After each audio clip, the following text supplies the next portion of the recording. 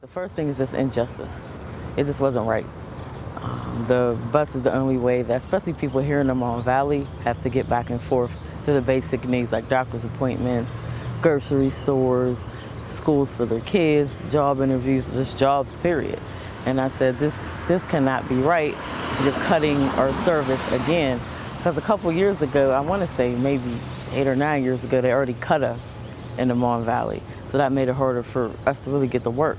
So here's another proposed cut. So basically injustice really infuriated me. And then second of all, I grew up here in the Mon Valley. I grew up in McKeesport, born and raised here. I was on council for 8 years there, working in the community. So I really see the struggles that we go through here in the Valley. We're close to Pittsburgh, but we're not Pittsburgh. We have our own government, we have our own taxes, we have our own police force, so we're our own separate entity, and we're often left out when it comes to funding, when it comes to resources.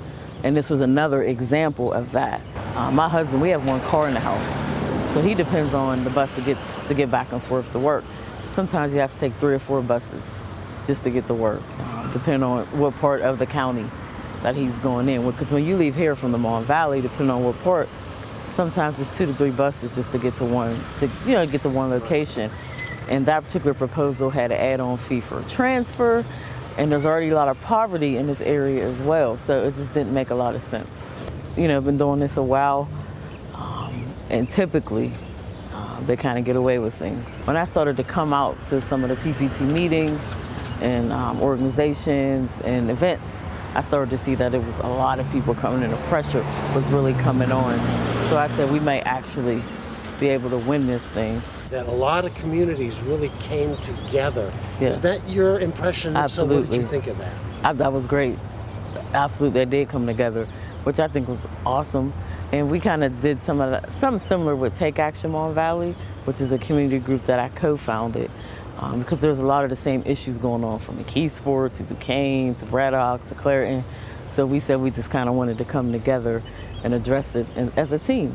And it really works when everybody can come together with one goal and just continue on, really hard, advocating hard. Those little cards they had with the written testimonies on it, to me that was effective because you could physically see it as an elected official. You could look at it and say, this is really how it's affecting people. So I think it was the people that made the difference in this campaign. It was exciting because I came in on the tail end of that particular meeting. So by the time I got there, I was like, what's happening?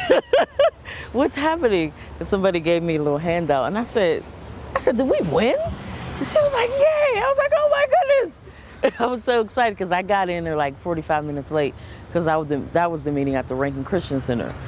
So I said, well, what's happening? Because I just seen people talking. So she gave me this handout and I said, did we win? And she was like, yay! So we were all excited. So it was exciting, it was.